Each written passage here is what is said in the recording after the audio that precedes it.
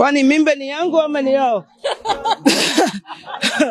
I'll do what I want with my body when I want to do it. Today, we turn our attention to a figure who stands at the intersection of legacy, business, and youthful ambition, Winnie Odinga, daughter of the late Raila Odinga, but also a woman carving her own path. In the next minutes, we'll explore her story, where she came from, what she's built, how she carries the name, and what that might mean going forward. Winnie Odinga was born on March 6, 1990, as the youngest daughter of the late Raila Odinga and Ada Odinga. Her upbringing was shaped by both privilege and challenge. In a family deeply involved in Kenya's public life, Winnie experienced both attention and scrutiny. She attended Rusinga School for her early education and later Brookhouse International in Nairobi. She then traveled abroad to the United States, where she earned degrees in corporate communication and international business and economics from Drexel University, and later an MBA from USIU Africa in Kenya. Her academic credentials equipped her not only to inherit legacy, but to define her own professional identity. Soon after her studies, Winnie launched her own company, Brickhouse Council, often called The Brick, founded in 2017. It is a communications consultancy based in Nairobi with a Pan-African client list. The firm describes itself as working in strategic communications, digital campaigns, and advisory services for social, corporate, and political actors. For Winnie, this business symbolizes more than profit. It suggests a commitment to youth, innovation, and Africa's future. In interviews, she has spoken of digital labs, bridging the communication gap and enabling young Africans to rise. This part of her story highlights an important fact. While her surname opened doors, she chose to walk through many on her own. In November 2022, Winnie was nominated by the Orange Democratic Movement to represent Kenya in the East African Legislative Assembly. In her own words, she referred to this role as more of a side gig, saying her main focus remained her communication business. This nuanced stance offers insight. Winnie acknowledges the political legacy she comes from, but also signals that she will not be defined solely by it. She balances public duty with private enterprise and perhaps reserves options for the future. Winnie has spoken publicly about identity, pressure, and expectations. As the youngest in a high-profile family, she has said that life wasn't always easy, that she was bullied while in school because of her father's political profile. She has also addressed the pressure of marriage and public expectation. In one interview, she said that her mother had begun encouraging marriage, but she was not in a hurry, emphasizing that modern science meant she could even have a child at 80 if she chose. Her public image is multifaceted: businesswoman, campaign veteran, communicator, daughter of a legacy. Some commentators ask, will she carry the torch of that legacy? Others say she's more than the surname she shares.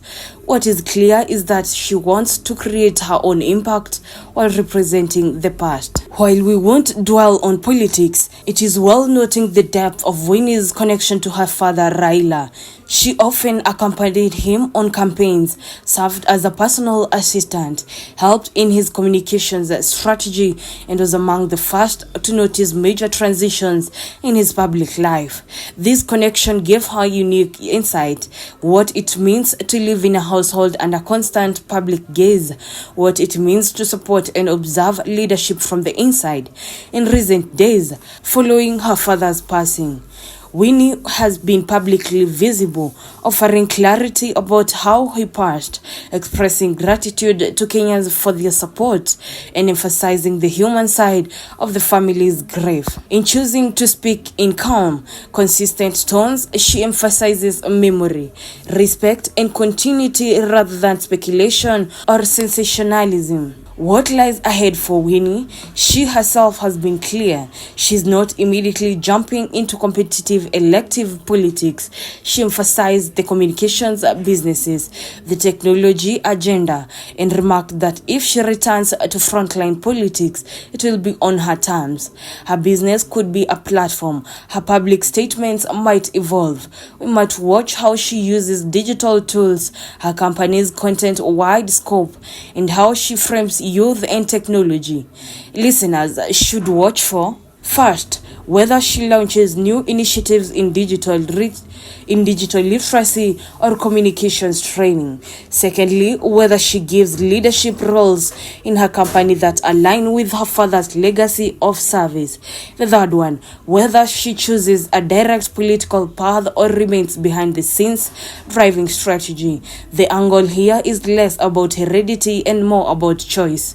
Winnie Odinga stands at a junction of heritage and ambition.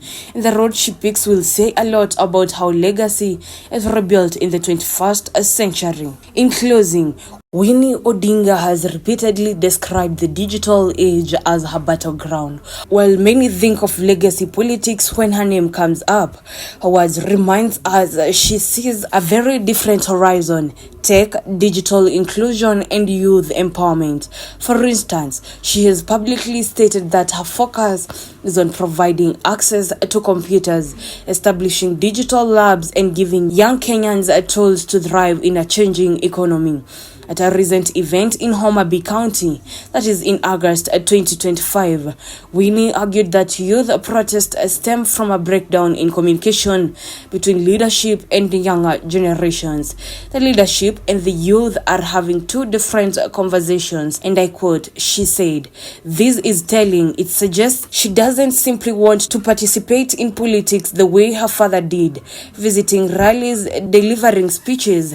She wants to reshape how youth engage, how communication is built, how opportunity is accessed." Her company, Brickhouse Council, founded in 2017, already demonstrates this orientation. A Nairobi-based communications consultancy that has worked with over 5 African presidents and major organizations. When you think about this, the message is clear. Winnie is positioning herself not just as a daughter of a legacy, but as someone who wants to create connected, digital-ready young Kenyans and potentially young Africans who can build, create, lead in a country where jobs are scarce and change is rapid. This focus signals a different kind of vision. Winnie Odinga is a story of legacy with a twist. Daughter of a towering figure, yes, but also a communicator, entrepreneur, and a thinker. She lives in the shadow of history, yet is attempting to step into the light on her own terms. Her journey reminds us legacy can be inherited, but impact must be created, and in the space between, there is room for reinvention. Thank you for joining me on this exploration. This is Celebrity Talk. We bring you the top trending stories about your celebrities here in Kenya. Don't forget to like, share, and subscribe.